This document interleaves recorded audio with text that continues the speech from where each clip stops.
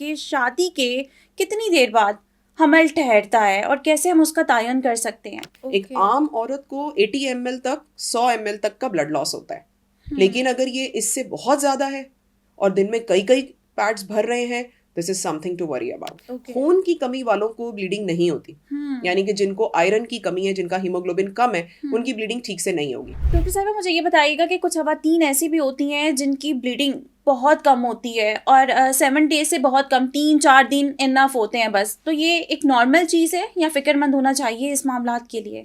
Bleeding का duration by the passage of time age बढ़ने के साथ साथ कम होता जाता है। शुरू शुरू में ब्लीडिंग 5 दिन होती है, 7 दिन होती है, फिर उसके बाद आहिस्ता आहिस्ता मजीद साल गुजरते जाते हैं तो 3 दिन पे ब्लीडिंग आ जाती है। फिर हम क्लोज टू मेनोपॉज जाते हैं तो 2 दिन भी ब्लीडिंग होती है। लेकिन बिल्कुल यंग एज में, यानी कि टीन एजर्स या 20s में, अगर ब्लीडिंग की मिकदार बिल्कुल कम है और चॉकलेट रंग का स्पॉटिंग हो रही है, इतना सा ब्लड आ रहा है, तो ये भी अच्छी बात नहीं है। खून की कमी वालों को ब्लीडिंग नहीं होती, यानी कि जिनको आयरन की कमी है, जिनका हीमोग्लोबिन कम है, उनकी ब्लीडिंग ठीक से नहीं होगी। फिर वो लोग जिनका बहुत ज्यादा हार्मोनल इम्बैलेंस है, पीसीओज है, उन्हें भी ब्लीडिंग ठीक से नहीं होगी। उन्हें भी यही होगा कि किसी वक्त चॉकलेट सी स्पॉटिंग हो रही है, फिर उसके बाद एक दिन बस हल्का सा ब्लीडिंग हो गई, उसके बाद फिर कम पड़ गए। तो ये आपने अगेन यही कि इसको जाके डॉक्टर से डिस्कस करें कि ब्लीडिंग की अमाउंट या ब्लीडिंग के डेज कितने हैं और पैड कितने भर रहे हैं, यानी कि जितना उसकी क्वांटिटी है वो भी देखने की जरूरत है। एक आम औरत को 80 ml तक 100 ml तक का ब्लड लॉस होता है, लेकिन अगर ये इससे बहुत ज्यादा है और दिन में कई कई पैड्स भर रहे हैं, this is something to worry about. उसमें भी फिर जाके दिखाने की जरूरत है। अक्सर फाइब्रॉइड्स बने हुए होते हैं, अक्सर लोगों को पॉलिप्स बने हुए होते हैं, यूट्रस के अंदर कुछ मसले चल रहे होते हैं जिसकी वजह से ये ब्लीडिंग बहुत ज्यादा हो रही होती।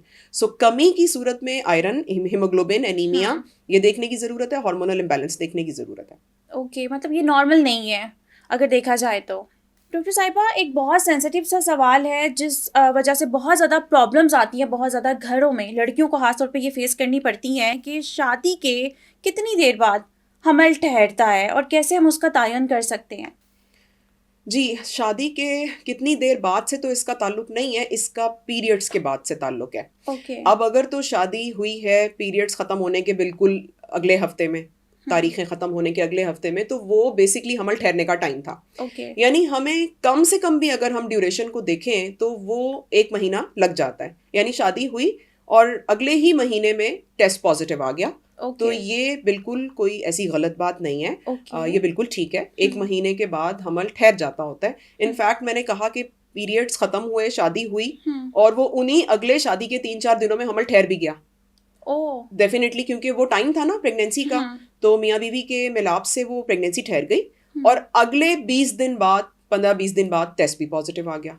तो यानी ये कम से कम ड्यूरेशन 20-25 दिनों की हो सकती है। महीना या 20-25 दिन कम से कम ड्यूरेशन हो सकती है, और ज्यादा से ज्यादा की तो कोई लिमिट नहीं है।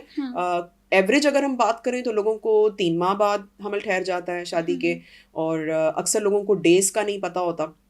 कुछ लोग मियाँ बीवी साथ रह भी रहे होते हैं लेकिन उनको नॉलेज ऑफ फर्टाइल पीरियड नहीं होता कि हमल पूरे महीने में कब तक ठहर रहा है। तो ये पता होना ज़रूरी है कि जब औरत पाक होती है, हैज़ के दिन ख़त्म होते हैं, तो उससे अगला हफ्ता प्रेगनेंसी ठहरने का होता है।